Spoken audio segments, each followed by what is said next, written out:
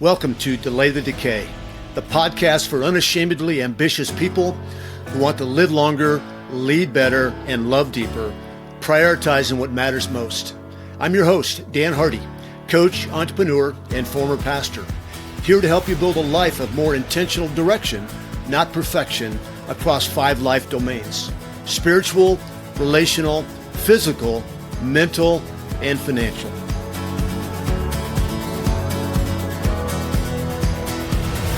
Welcome to the Delay the Decay podcast. Today I'm joined by Lantz Howard, a strategist, coach, and marriage therapist for high-performing leaders. He serves CEOs and business owners, helping align relationships, well-being, and performance. Lantz hosts the Wholehearted Leader podcast and is writing a book to help men build a passionate marriage and a thriving business without losing their soul. When he's not coaching, he's training for a Spartan race or adventuring with his wife, Jessica, and their 4 girls in Denison, Texas. Welcome, Lantz, and thanks for joining us. Dan, I'm honored to be here. Thank you for the gift of the invitation to serve your audience. Absolutely. This is going to be a blast. I've been looking forward to this. What's one imperfect but meaningful habit you've been practicing lately that's helping you move in the right direction? The imperfect habit that I am enjoying right now, probably the most, is journaling. As we record this, we're coming off of Thanksgiving, so I kind of got out of the habit the last week, 10 days. But the practice of literally just the last 24 hours, 5 things that you're grateful for. Then I move into asking God. It's a posture of listening prayer for me, asking God, what am I afraid of today? What am I feeling about that fear?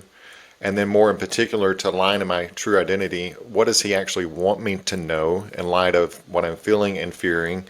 And then how do I need to respond in order to, what I would say, lead wholeheartedly throughout the rest of the day? So it's a posture that helps me stay centered and focused, walking with him. And it starts with Thanksgiving. Yes. It starts with the posture of gratitude. As you know, for myself and the high achievers I serve, it's easy to just go to the next thing, the next thing, the next thing. And if you really pause long enough to really reflect on just 5, what I call micro gratitudes. So when I'm coaching somebody, I call them micro gratitudes. What's 5 micro gratitudes that you noticed in the last 24 hours? And really, it's just helping our hearts and our minds connect in a way that says, hey, like, what do I need to be paying attention to all these miraculous gifts that are happening every single day? Because otherwise, we just fly by them and we're trying to get to the next thing all the while, like the miracle of life is happening like right now. Yeah, I love it. Thanks for sharing that. Journaling is it's a newer habit for me. I've journaled off and on over the years. But on January 13th of 2025, when I started the 40-day fight, I started journaling every day. And it wasn't as specific as being thankful. But after I read the word, I would just write down, just praying to the Lord, just in a lot of thanksgiving, a lot of fears, a lot of my desires, and just intercession for other people. It's a great way to start off. Do you do that in the morning? This year, we've done Everyday Gospel. I say we, my wife and I, Everyday Gospel, Paul Tripp. Reading through the Bible. So it's the Word, his devotional, which leads into the journaling time. So what would you say for you, Dan, that you've noticed as you have cultivated that practice? Like, what have you noticed shift in you? Thanks for asking that. I combined it with another practice that I was keeping me from full intimacy with the Lord. And that practice that that habit that I quit was getting up first thing in the morning, checking texts, email, sports scores, financial pages, all the things that I really enjoy, quite frankly. I want to see who won last night and what the markets are doing. I'm interested in that kind of stuff.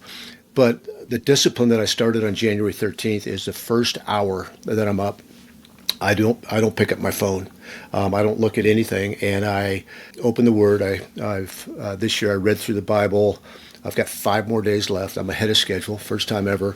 That my wife says it's not a competition, Dan. I know that, honey, but it doesn't feel like a competition. I just enjoy being in the Word. But I'm reading through it chronologically, which has really been rich. And then I journal. And And the journal is, in this season, it's praying back to the Lord. Just what I'm hearing, what I'm desiring, what I'm fearing, what I'm thankful for. And sometimes it's confession. Other times it's, Lord, help me think rightly about this person or this thing. And then during Advent, we're Nancy and I together. We don't read the Bible together. We both are reading through chronologically, but she's in her room and I'm in my chair. But we've been reading together during Advent, 5 days into it, a book by Russ Ramsey called The Advent of the Lamb of God. And it's just really been fun for us to read that together. It's our 6th year doing that together. So it's been fun. I've been thinking a lot about, I don't know if just because of the season, but a lot about Thanksgiving. And, Paul says that we're to be thankful always and in everything. And there's some things that are easier than others to be thankful for. But I feel like we can be thankful for the small things and the big things, whether we see them as good or not. We can be thankful for everything because God uses everything for our good and for His glory. It's actually a mystery to me, the idea of contentment.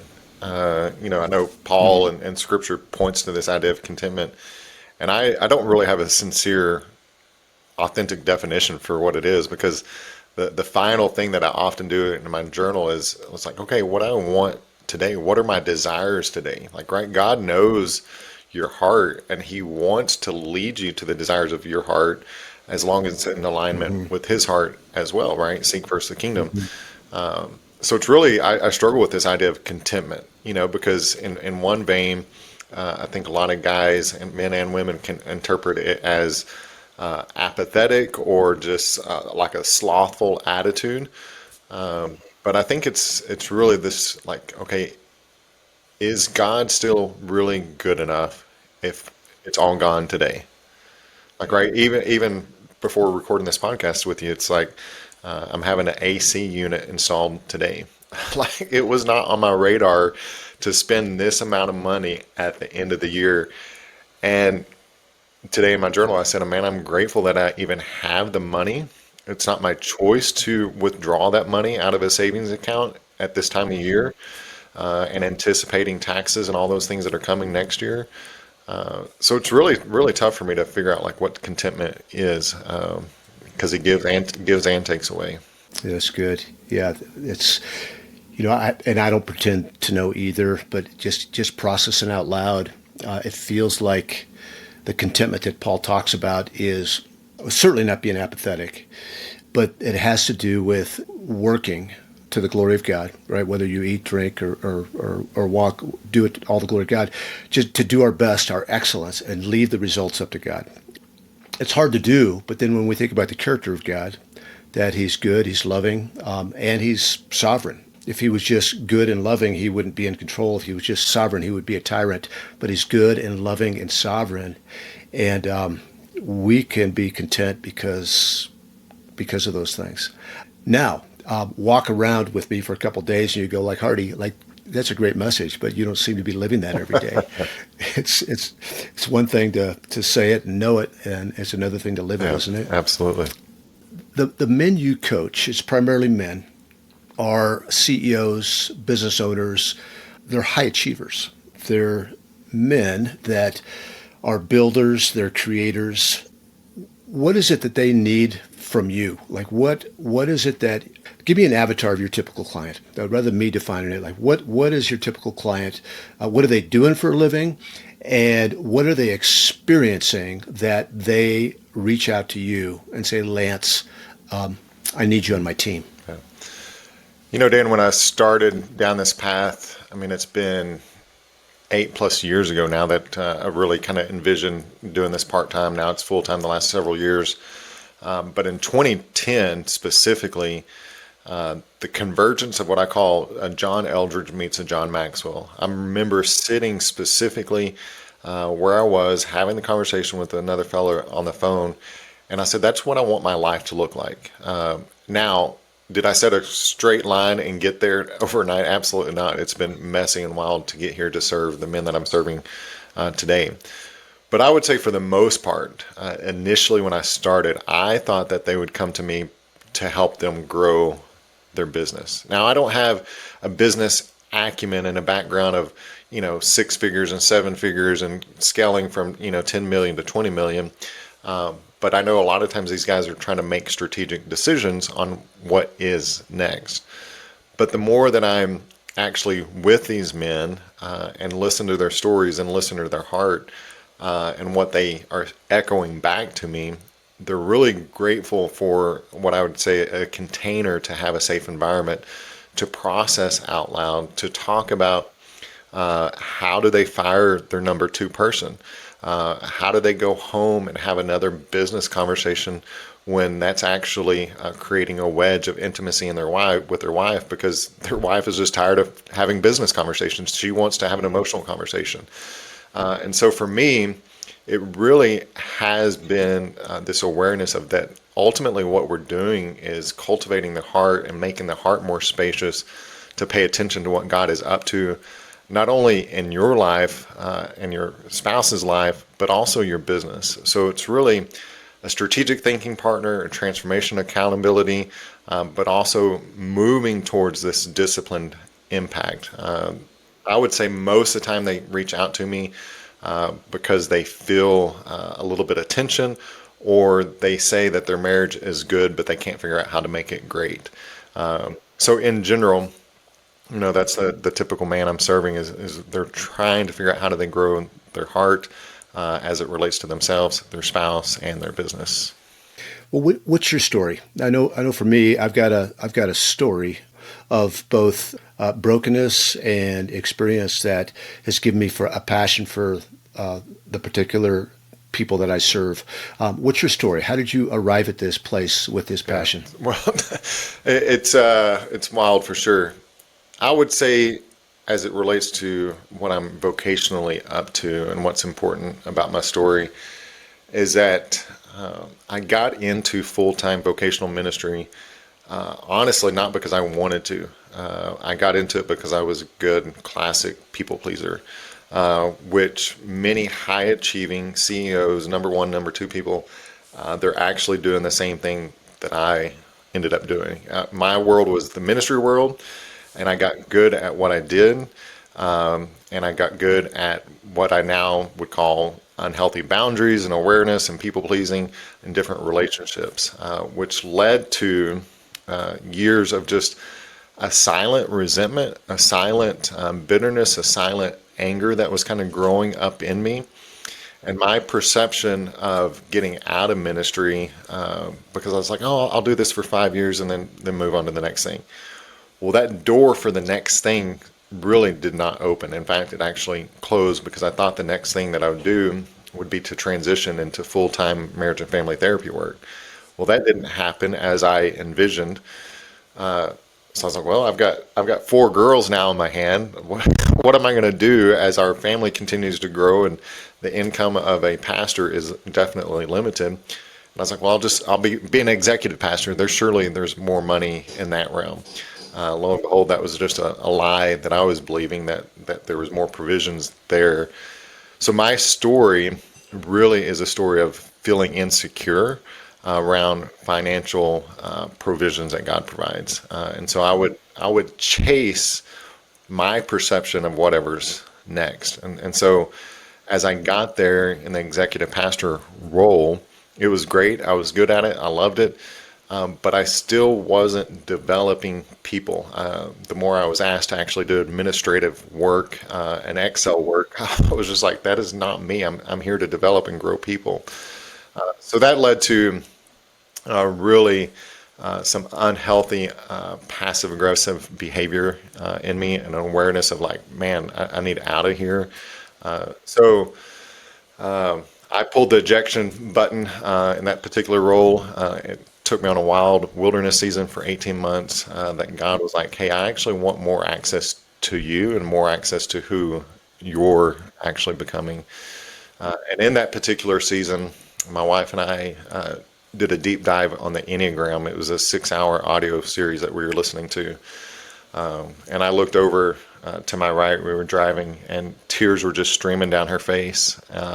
And she's like, that's me. And once she kind of heard her Enneagram being described, and all of a sudden, I realized how much I had not been serving her and not seeing her in the wilderness season that we were both in. But that wilderness season was really because of my own foolishness and my ego got in the way. And so that was, there's a lot of different breaking moments in that allowed me to hopefully lead with a little bit more humility, begin to see my wife in a different way, and begin a slow journey of, even what I would continue to say that I'm on today of becoming whole, connected, and resilient in all areas of life. Thanks for your vulnerability. What would your wife say, the Lantz today? How is Lantz today different than the Lantz of whatever, 10 years ago, 5 years ago? I would hope that she would say he's more clear in what he wants, desires, and needs. He makes himself known in the context not only in our relationship together, but he makes himself known in the context of other relationships. I would say, I hope that she would say that I'm making myself known in terms of being needy. And here's what I mean is that anybody that's listening, if I was to actually ask you, and even ask you, Dan, like, do you want to be a needy man? My guess is like you'd probably say no. Like most men don't want to be needy, but it's in that place of need that we actually get emotional and relational vitality built. And so I would hope that she says that you're making yourself known, not only in the context with her, but to other people, that I'm a little bit more clear in where I'm headed vocationally as well. I love that. Even as at my stage of life, I'm still growing in vulnerability. And what you described is when we're all needy, whether we say it or not. We need love, we need belonging, right? We need care, intimacy. And when we don't express those needs, it's out of fear of maybe being perceived as weak. And that's I'm an Enneagram 8, so I have a particular struggle with that is vulnerability. I'm a protector of people, but I'm also a protector of myself, and a protector of myself is a lack of vulnerability. Not to turn this to an Enneagram conversation, but I'm curious if you'd be open to it. Would you share what? Yeah, so I'm a type 9, and my wife's a type 6. So I'm great at bringing everybody together, connecting, and honoring the unique needs and gifts of everybody at the table. I can see it, and I can help resolve conflict pretty quick because I help people feel safe and secure and seen really, really quick. My wife is a type 6. She leans more into she wants authority, she wants leadership because the world as she sees it is full of fear. And so every move that she's making is who's the authority in this system. And so I've really had to learn how to lean into, for example, almost any idea I bring up. It's not that she's resistant to it. She's actually going through her mind of all the possible roadblocks of what could go wrong. And so I've learned to interpret her first, second, or third response to an idea as she's just going through the rumble strips of what could go wrong. It's not that she's not on board. She's actually on board, but she's actually helping me pay attention to the things that I haven't even thought about. Because I'm like, everything is going to be okay. That's what I said during our wilderness season. It's like, man, everything's going to be okay. And she was like, no, like you haven't thought through this, you haven't thought through this, and you haven't thought through this. And so for me, it really helps me articulate a plan when I lead her in that direction or lead the family. I'm like, hey, what if we do it this way? And I've already thought through 1, 2, and 3. I love it. You're leaning into her strengths and the unique way that she's wired, and what a beautiful combination the two of you must be when you're operating in the spirit. What is your wife? She's a 2, which is a helper, and I feel like 2s and 9s actually have some similarities where, left to themselves, they're really peacekeepers and hospitable and all that. She can read the room really well, but I think it's the better we can get to know our partner, our wife, or the wife get to know the husband, or business partners knowing one another, we're just going to be a more effective team, aren't we?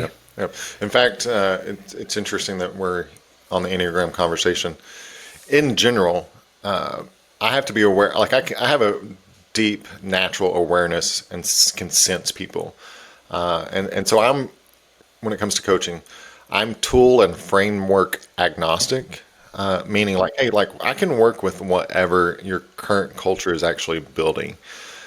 Because I think a lot of us actually get stuck on more data. We don't need more data. We don't need another assessment.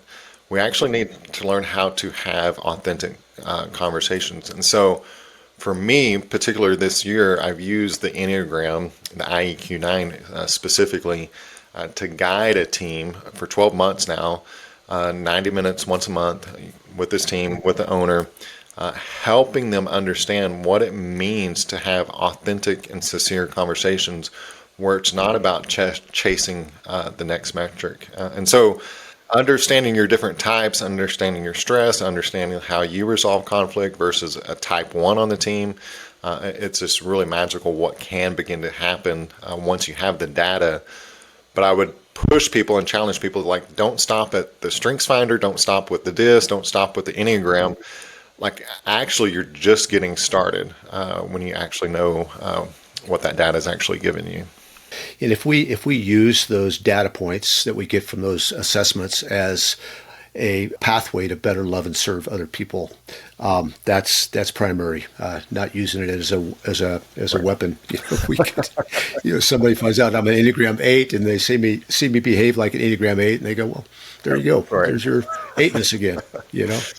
How about love languages? Do you focus on that at all? You guys, I'm sure you know. Oh man, we haven't talked about it in years. I mean, we did the assessment years ago, but specifically 2 weeks ago. I mean, I told my wife I just feel disconnected and would enjoy more touch, like right, and not sexual intimacy touch, just touch. We'd been in a season of coming and going and calendars, and I was like, hey, I just would like some more touch. So I think it's kind of just baked into our ecosystem and awareness. But now it's on me to be aware of like, hey, if I bring it up as a type 9, it's okay. She actually wants me to bring it up. And it doesn't mean because I express my needs that conflict's going to happen. And that's the fear that I have to pay attention to. Just because I make my needs known or make a request, that's actually a strength that I can give and serve other people with versus playing the chameleon in the room or the relationship. And we'll jump off this subject in a minute. My wife being an Enneagram 2, she's just eager to please. If I express my desires, whatever that might be, she's probably gonna say yes. My fear with that is that there's not freedom for her to say no or not right now, or actually this is what I need to have that give and take. So there really is, I mean, again, just kind of knowing your audience, so to speak, is helpful. Well, I'm actually serving an Enneagram 2 right now, successful entrepreneur in the financial service industry space. But I hear that anger, that stress, like, right, the 2 goes to an 8 in stress, because they have so over-focused and over-identified with everybody else's needs, that they're like, when that stress happens, they're like, well, who's going to take care of mine, right? And so that's something that we've had to work on together, of helping him express like his needs in a healthy way, and boundaries, right? Just like, it's okay to say no. And it may be the most powerful gift that you can give yourself and the most powerful gift that you can give others, that sense of agency. Yeah, that's really good. Yeah. Well, good. I might hire you when we're done here to coach me a little bit. That's good. Let's talk about the men that you're coaching, that primarily men, right? You're in this season, you're not coaching women. You're primarily men. It's not anything other than that's who I'm naturally drawn. If anybody's listening, I am in a season of discernment of like, what would it look like to serve a female executive and her team. But yes, as it relates to where I'm at in this season, 99% men. Okay. Well, there's a couple of things in my heart right now. One is you've talked about, these are my words, not yours, that we need to take care of the past, before we can really move into the future in health. So I want to talk about that concept a little bit, about what does it mean to first recognize that we all have some type of brokenness, that we have an imperfect past, and that we need to come to terms with that before we can move forward. And then I want to talk a little bit about just New Year's resolutions, and particularly as it has to do with marriage, with relationships. I don't think people often consider New Year's resolutions in the context of relationships. We think of money, and we think of health and nutrition and that type of thing. So talk about just why it's important to take care of the past. Sure. So I'm going to reference the Strengths Finder just as a framework for me to understand where I'm coming from. So my top 5 are discipline, belief, maximizer, futuristic, and individuation. So I'm always naturally thinking about the future with maximizer and futuristic. Like I'm anticipating the future. But what I've noticed in my own story is that I can only envision and create the future as much as what my past is made whole. And so going back to earlier in our conversation, there's financial insecurity in my story for many different reasons. But based on where I want to go in my business and the things that I want to achieve, there's a scarcity framework and paradigm that I still have because there's parts of my story that I don't feel have been made whole or complete and connected. So that's as it relates to me. But every time that for the most part, if you're coaching somebody, you're trying to help them get somewhere, right? To a dream state, a future state. But there's a belief that is currently constraining them possibly. I think pop culture wants you to tell like just pull your boots up and like just work harder, press harder, and go faster, right? That the whole self-improvement mindset. Right. But I'm actually learning just in my own training methodology that the more that I can actually go back to the past, and like, where does that belief come from? Does that come from your mom? Does that come from your dad? What memory makes you believe that you can't achieve X goal, right? So for example, I'll just be frank on here. Like one of my goals is to serve 10 clients at $10,000 a month. Like, right, that's my desire, ambition, dream is to have high level, high caliber people that I'm serving at a very bespoke level. But in order to get there, there's still beliefs and paradigms that I have to keep going back to say, you know what, who do I need to become in order to serve that person? Because I'm still operating out of a scarcity and fear mindset when it comes to that. So what does that actually mean? I will share this one story to kind of just keep it on myself a little bit to help everybody understand. When I was in 8th grade, my family moved to a small West Texas town. They bought a 1906 house. Now keep in mind, middle class family. I mean, we weren't well to do, but we had means for everything. But they bought this 1906 house, and their desire and dream was to restore it, remodel it, and do all the things. But there was a very long stretch of season that we had a water hose running through the window into the bathtub. And so for me, that created this scarcity mindset of like, why do we have this water hose running into the bathtub? Not for just like a week, but as I remember the story, it felt like months on end.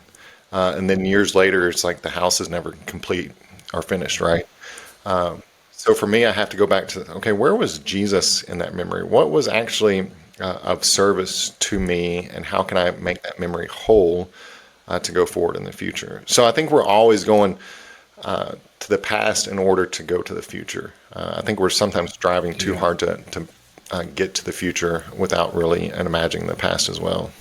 You spend months after months after months coaching men through this process, but what if somebody's listening and they go, you know what, like, yeah, there's I'm operating with a scarcity mindset, or I've got particular fears.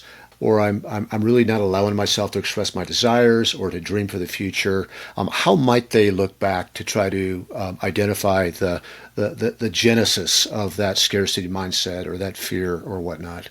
So if I was to keep this in a spiritual framework and just inviting God to minister to you and serve you in that space, I would just ask him, like, hey, like, what do you want me to know about a memory that's actually not serving me in this current season? And I believe with the mind of Christ and the Spirit of Christ that he's actually going to help you recall the things that are blocking you from having a creative mind to unlock your future. So just ask the Lord, like, what's a memory that's not currently serving you to help you get to where you actually want to grow? And in that place, I think he's going to bring up different things, right? They're like we're a complete mystery. And if we actually knew how much potential we all had in the way that God sees us, man, we would do incredible, amazing things, right? But I think most of the time, unfortunately, we're operating like Joshua and Caleb, that we come back and we're like, man, we're grasshoppers, right? And he's like, no, you got the Spirit of God in you. Like, go take the land, go take the territory, go win the client, go win the deal, go serve your wife, go date your wife, go lead your family on that amazing vacation, go give money to your local community. So I would start there, just like what's a current memory that's not serving me, and how does God want to minister to you, to serve you, to love you, to make that memory whole, connected, and resilient. Yeah, just process it with the Lord. I was reading in Revelation this morning, not because Revelation is necessarily my favorite book, but it's because where I'm at in reading the Bible chronologically. And he writes to 6 churches. And what I noticed, I've never noticed it before, that to all 6 churches, he ended it with conquer. And it's not just like, go conquer the world, but like, I feel like it has to do with conquer your flesh, move forward, conquering the obstacles that are in front of you from fulfilling my glory and who I've created you to be. And it was just really neat. And there's so much standing in our way that if we're not diligent about asking the Lord about it, I love that. It's simple. God, what is it that's holding me back from being all that you created me to be? I want to step into that. And he'll answer that prayer every time, won't he? He will. Be honest for a second. How many New Year's resolutions have actually made it past February? If you're tired of starting strong and then fizzling out, we've built something for you. It's called the 40-Day Fight, a simple, guided 40-day transformation project starting on January 1st. It's designed to help you take real steps toward a fuller, more intentional life across your spiritual, relational, physical, mental, and financial domains. You'll take a short assessment, get daily devotions by text and email, tap into a community that's fighting alongside you, and focus on direction, not perfection, one small step at a time. If you're ready for something different this year, I'd love to invite you to join the fight. Look for the invite link in the show notes of this episode, and I'll send you all the details. Don't drift into another year. Step into 2026 with new direction, not perfection, in every domain of your life. And I think it goes to one of our previous conversations. It's clearly not on the podcast. But I think one of the things that I've learned is that we don't really ask the Lord those questions because we don't really know what it means to receive love from him. We read the Gospels, or at least I do, when he says, I've come to seek and save the lost and come to minister to you. Do you want to be made well? Do you want to see? Like all these questions, all the ways that he's serving people. We're like, oh, that was great. That's a great miracle, great story. But we don't necessarily see ourselves in a posture of like, hey, Jesus actually wants to wash your feet. Like, have you thought about how Jesus really wants to like love you and minister to you and wash your feet? Have you asked him to wash your feet? That puts ourselves in a very vulnerable situation because most of us, myself, we've grown up in these evangelical churches of like, go and make disciples, go, go, go, go, go. But it's like, no, like there's this power of like just allow him to love you, allow him to minister to you, because he wants to make you whole. And just because we've received and believe in him doesn't mean that we're currently whole in this moment, like right in our current belief mindset. Amen. Yeah. A man that I'm coaching shared this with me as he's been thinking about what does it mean to love his wife as Christ loved the church? What does it mean to wash her in the Word and present her as holy one day? And he's been thinking through that. And he came to our meeting on Tuesday, and he said, I was reading the first few chapters of Genesis where Adam and Eve sinned. They disobeyed God. The first thing that the Lord did was covered their shame. He goes, when my wife says something that bothers me, that upsets me, he says, oftentimes I will shine the light on, I'll fight back, rather than covering her shame, rather than like helping her succeed, rather than get angrier. So like that is really a neat way to look at even my marriage. Been married for 45 years, and the other day I said something to Nancy that was vulnerable. Like it took some courage for me to say it, and she didn't respond in the way that I was hoping she would respond. But instead of like giving her grace and being curious and compassionate and just covering her, like I blasted her and I brought more shame on her because she felt like, here, I did it again. I responded in a way that crushed Dan again. And the reality is that it's as much or more my problem than it is hers. And so instead of like heaping shame on her, I could have covered her shame. It's interesting you bring that up, Dan, because I think a lot of times as men, myself included, probably can resonate in many regards to what you just shared.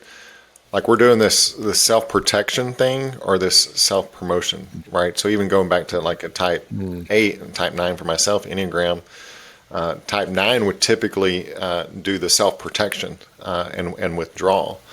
A type 8 is going to do the self-promotion and be like right, I'm coming for you. So I love how you shared that openly here for everybody to receive and learn from as well.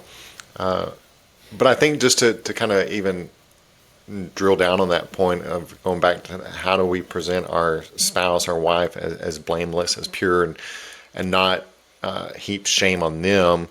It's really asking God the question that I just asked you, like, okay, where do you want access to my heart? Because something in me is still not in alignment with actually how you see me.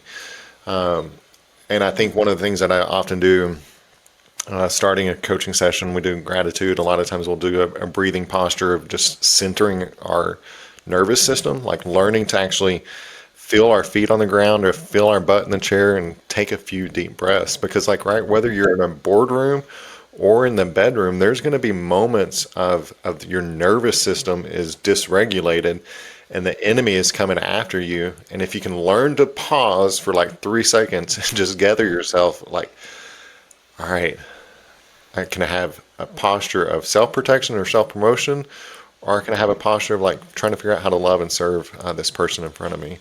And granted, in our imperfect being, we want to serve the person in front of us.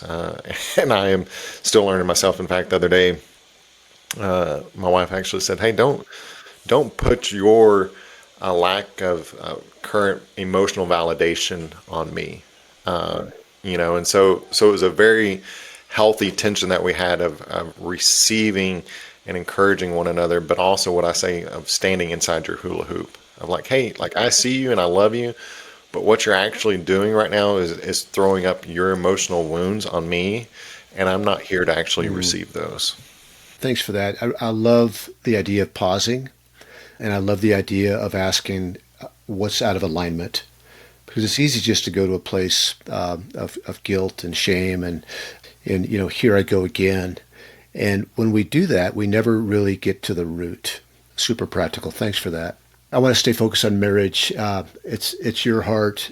It's my heart. In the 5 life domains: spiritual, relational, physical, mental, and financial. Relational is second. And if you're married, the primary relationship that we have after our Creator is our spouse. The family started when we said, I do, and kids are an added blessing. But we have a family when we say, I do. You wrote an article called I think it's called The 7 Disciplines of Marriage. And I don't want you to go through all 7 of those, but what are a couple of disciplines for a healthy, thriving marriage that might surprise people that you think are important? Well, I'm honored that you even found the 7 disciplines. I'm glad you're not going to make me recite them. 'Cause I'm sure they are good thoughts in the moment. But let me see if I can just share currently what I'm learning and sharing with other people. I think date nights are of the utmost importance. And let's be clear, when we talk about date nights, just the discipline of courting, pursuing, romancing. I don't necessarily believe in the rule following of like, hey, every single week you got to have a date, right? Because that's Phariseeism, legalism, and just self-righteous behavior a lot of times. But there are disciplines and rhythms and habits that you can do daily to pursue and romance your wife. So one of the bigger ones that I'll talk about in this particular season that we've been in is that probably for the last 3 months now, we have invested a lot of time and money into dance lessons. It's been a desire of mine for a long time. And this season, we just finally made it happen. I surprised her one night back in early September, said, hey, got date night planned, built the anticipation of like, hey, what are we doing? I was like, hey, just wear the cute skirt, wear the boots, and we're going to go have fun. And so the last several months, we spent a lot of time and energy and money connecting over dance lessons. And it even reminds me back what you said a minute ago about how do we make the person, our spouse, radiant. I won't ever forget that first night of our dance lessons is that her face was just radiant. Because I wasn't really sure if she was going to enjoy it. But it goes back to that leadership, that clarity of like, hey, this is where we're moving, this is what we're doing. And it provided her the safety and structure that she needed to actually flourish. So date nights, but it's actually a bigger umbrella of pursuit, of romance, of being a blessing.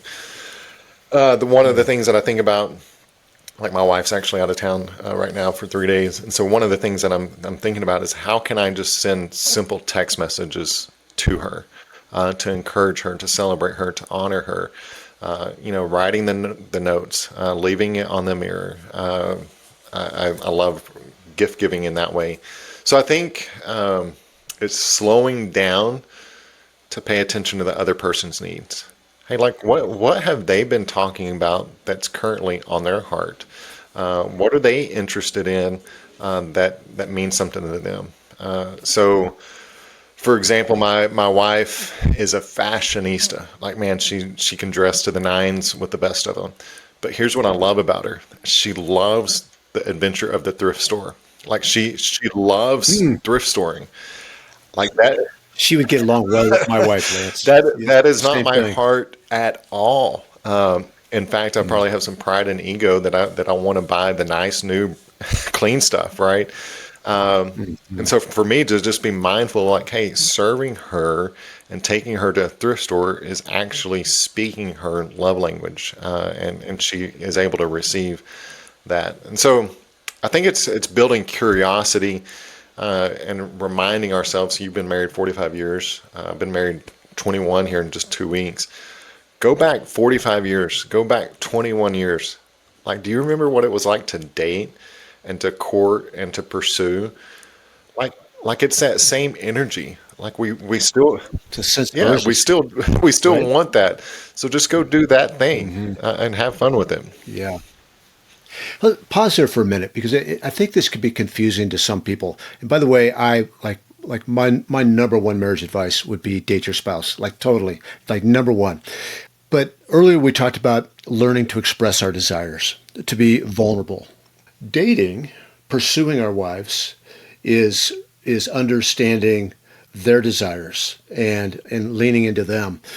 What if my desire is to go trap shooting, and we know that her desire might be to go to a ballet, and we can only do one. I mean, how do you balance your desires and dating her to really romance her, to really fulfill Yeah. her Now desires? you're talking the art of negotiation, right? Right. I think that Yeah. there's both and it's not an either or. We get ourselves in trouble when we make it an either or because there's a season for everything. And I'm reminded just on my podcast that I host with Wholehearted Leadership, the first question I always ask is, what was the last date that you were on with your wife, and what does it reveal about your leadership? I've had the privilege of having John Eldridge on 3 times, and he's mentioned 3 different activities, and he always points back to like, go have fun, go find joy and have fun together. And so if fun for her is the ballet, the symphony, the thrift store, like go do that. That's okay. If fun for you is going skeet shooting, like go do that. But don't live at the extremes. It has to be one or the other. I think it can be both in the various seasons that you may find yourself in. So number one discipline, date your wife. Yes. Number two, Number two, as it relates to marriage. Oh, man, this is yeah. fun. I don't know if this is so much a discipline, but I think it goes back to being aware of her needs. We're in a different season now, and I don't think this is a regret, but I think paying attention to her having her unique friends and me having my unique friends, and then creating time and space and energy. Because I think too many men, one, they're disconnected from their wife, and they're disconnected from other men. And then we put too much emotional weight on our wife, expecting her to meet all of Hmm. our emotional and relational needs. That's good. So Yeah. therefore, like going back to just a discipline, like you have to have interconnected, independent relationships with other people. And so I think as far as it relates to discipline, like, hey, cool, you're going out Thursday night again with your girlfriends. Awesome. I love it. I'm here for it. Because I know when she does that, she actually becomes a better wife, a better mom, just a better person. And the same is true for me. So we create room for both of us to do those activities together. Now, if you're going to continue to press me on another discipline, I don't think this is one that I would naturally say, but I've recently asked my wife, probably 6 weeks ago, 2 months ago, and she said, you need to help the men that you're serving pay attention to what the family needs, pay attention to what the kids needs. So as it relates to disciplines, like we're recording this in the Christmas season, it's not lost on me at all that my wife is taking care of 99% of the kids' gifts. Like, right, that's okay. We probably have negotiated that at some point, but at least honor her in that and tell her thank you. But that also means somewhere else that you need to take leadership and ownership of serving the family and taking care of the kids' needs in a different way, in a different season. Because I promise you, if you ask any wife, they're probably overtaxed thinking about the mother-in-law gift, thinking about the kids' gift, thinking about your gift, and thinking about all the different parties and hospitality that they're currently doing. So, When do you find time just to process with your wife to hear her and have her hear you? I mean, the dance floor is a hard place to do that. Is when do oh you do man, our that? dance instructor was trying to talk to us the other day. I'm like, stop talking. I'm like trying to dance. Stop it. She's like, that's the Right. goal. Like, you've got to figure out muscle memory so you can talk. Oh So we haven't gosh. got there yet. So we actually homeschool. So we have a lot of time freedom. I'm very thankful, very privileged in this current season. So I don't have a clear answer for this because it just happens so frequently throughout the day. But I would say it is pretty frequent for us to go on walks together just during the lunch break, afternoon break. We walk up and down a quarter mile stretch of our road here just by ourselves. So just for everybody listening, there's power in walking with your spouse because I won't necessarily get into it for time, but one, there's an emotional connection and a relational connection because you're not having to stare at each other eye to eye. And so that relieves some of the tension, especially if you know there's a difficult conversation that you got to have. But then the other part of this is that the person who developed EMDR, a therapeutic modality, actually discovered it walking with their clients. So recovering, wholeness, connectedness, resiliency, some of the memories happen because our eyes are moving so quick while we're walking that it actually builds a whole nother relational and emotional neural pathway going on. So, Yes, I've experienced it. It's one of Nancy and I love walking together, especially when we're on vacation. Every day we just walk, and that's the craziest, we have the craziest, funnest, most intimate conversations, and that's really cool. I'm gonna prompt you on one, and then we'll move on to New Year's. Physical exercise. Why is that? I know that's important. Why is it important for a marriage? I know I could tell you why it's important for your healthy longevity, but why might it be important for our marriages? oh man, this could be a whole nother episode. My wife is a health coach. And that's actually what she's doing right now, hanging out with some ladies, learning more about health coaching and DNA assessments and some new products. Ah, But in particular, I think anything worth doing in life that pushes you and challenges you is worth doing with somebody else. So my wife and I, we eat very clean.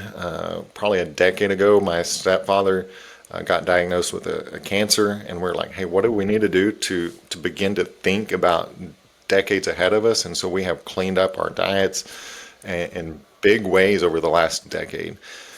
But in particular, why it's important, just call me vain. I'll go ahead and say it that way. I want to look good. I have this manifesto. It's not written down, but it's in my head, and I talk about it often. I have this manifesto that I live by, that I want to be ready to take my shirt off in any situation. And what I mean by that is, like, going back to even what you said, like, I want to feel no shame. And when I'm at the beach with the guys, taking my shirt off, playing football. And in the same way, I want to feel no shame in the context of the bedroom of just showing up with what I would perceive as strength to love and serve and have that intimate moment together. And so we both value those things together, that we're both working out 5-6 days a week. I'm going to have over 1,700 log CrossFit workouts in the Beyond the Whiteboard app. But I think it's important in this domain because God actually wants us to honor our body. In fact, I think it was in Philippians I was reading this morning. It's like, it's okay to honor your body. You have this one temple that houses your mind and your heart and your flesh and everything. Like, why wouldn't you want to stir it in a way that you can live and lead wholeheartedly? Super passionate about disciplines around physical body. Oh, that's what it was. It was appetites. He said, what does the scripture say? Do not overindulge your appetite, or something of that nature, in the last part of Philippians. So I think God definitely wants us to pay attention to it. yeah, and working out, doing all those CrossFit workouts takes discipline, and there's also suffering involved, right? Those aren't easy workouts, and that kind of discipline and perseverance, it bleeds over into your relationship with your wife and your kids and other people, doesn't it? I mean, it's beautiful. Yeah. Just on the kids' part. I mean, you have a dynamic family, grandkids and all. Like, we don't really tell our girls to read the Bible. Like, we don't tell them to work out. But you know what they were doing before we recorded this podcast today? They were reading the Bible, and they were doing their workouts all on their own, because they've seen that we modeled this lifestyle. That we're not having to tell them to do these things, because we're actually training and living a life that is worth following for them. That's so good. I just finished up a 5-episode generational health series, and I interviewed my 3 kids, adult kids. I interviewed my wife, and then I interviewed Chris Bruno. And really, the theme is that our kids, they catch things from us, watching us, observing us, and then we teach things to them. So I asked my kids, what are the things that were either caught or taught when you were in our house that you are carrying forward in your adulthood and with your kids? And it was really a fun conversation. Let's talk about vulnerable on air. And there's exercise was one of them. We were a workout family. and they are all still striving to eat well, fitness. They're all involved in their church, like things that they caught from us. And then there's a few other things, Lance, that they go, you know what? Like, here's some things that we were taught and caught, but it ain't happening in our home. Like, we're going to do it a different way, and that's okay, Sure. right? Because we're all doing it imperfectly, for sure. That's good. Yeah, I thought there's a lot I like about you, and one of them I didn't even know is that you're a CrossFitter. I mean, I don't know if we talked about that or not, but I'm 14 years into that as well, and just what a top 30 in the world in my Nice. age class. And I keep climbing the ladder every year just by attrition. People are dying. And so it's like, you can eventually, if I live long enough, I'm going to be number one. So you actually compete in the games every year? Not in the games. Top 20 for my Okay. age group go to the games. Nice. So I'm like on the bubble All right. every year. And I'm going to make one more run this year. And it kind of stresses me out because it's like, God, do I need this? Do I need this in my life right now? But I enjoy it. I don't know. God's just put it in me to. And oftentimes my watch will go off in the middle of work, oftentimes, a couple times a week. And I'll say, it looks like you took a fall. Should I call 911? It's just hilarious. That's great. So, all right, we're going to finish here. New Year's resolutions, yes or no? Here's how I'm thinking about the New Year's, and that's one way to say no. I'm anticipating the New Year's in this way. This will be my third year to do a 4-day fast. So even I told my wife the other day, I was like, man, I think so many times I go into the New Year's with way too many grand ambitions and plans. So I'm actually anticipating it, and I'm thinking about, like, how do I just make things ridiculously simple this next year? Like, what are, going back to habits and disciplines and even your heartbeat behind what you're doing, it's like, what are the 3 to 5 habits and disciplines that if I did these every single day, then my life is going to be excellent, right? And so when I think about New Year's resolutions, I really just think about, like, okay, how do I start with a mindset of focus, a posture of, like, self-control, a posture of, like, just consecrating myself before the Lord, a posture of, yes, I honor my physical body. And so the 4-day fast for me is something I did, I guess, almost 3 years ago. So this will be my third one to do. And it's just a way for me to go in with a clear reset, and it's challenging. But it's challenging enough that I'm like, I wonder what else I need to do. So New Year's resolutions, I'm going to try to figure out how to keep them more simple. When you said that maybe send a text to your wife every day, you encouraged the audience to think about something like that. What are some ways that we can pursue our wives, and that is writing a note, sending a text. And what I found that if I do something like that for 40 days, I'm going to do that in January. I think it's a great discipline. If I do it for 40 days, it softens my heart. It creates longer term habits. I don't think just checking the box for the sake of checking the box is helpful.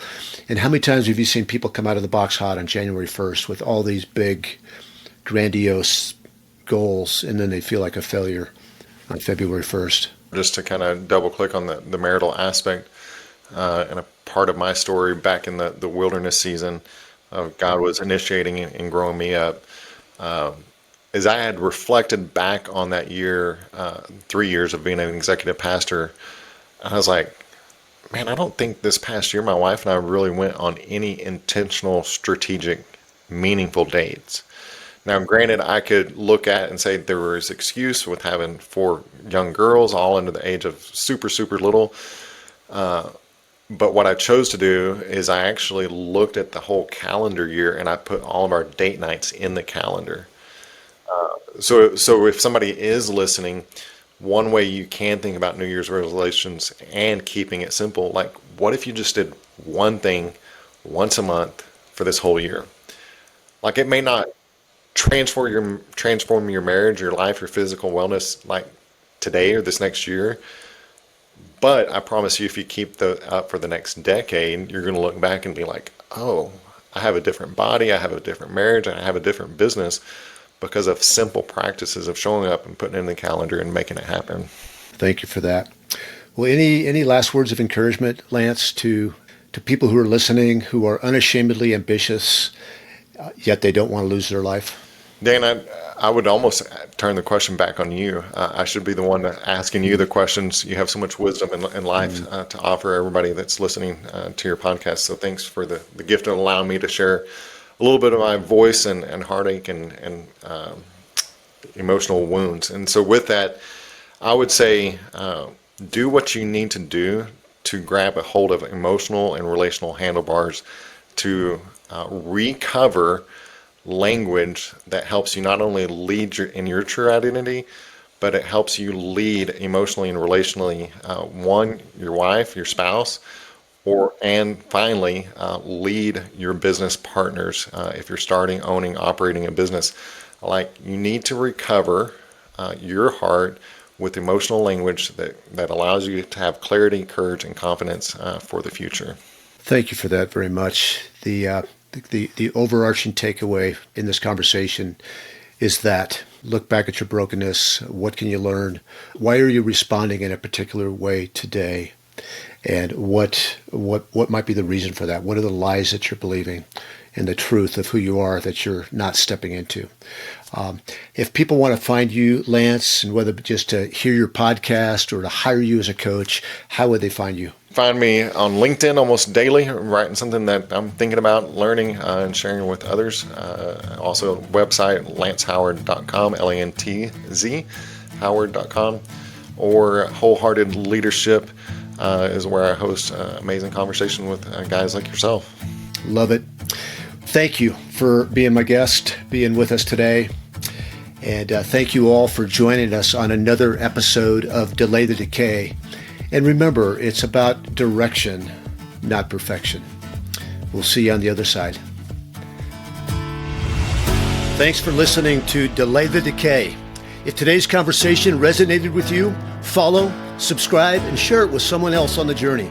Until next time, keep prioritizing what matters most. And remember, it's about direction, not perfection.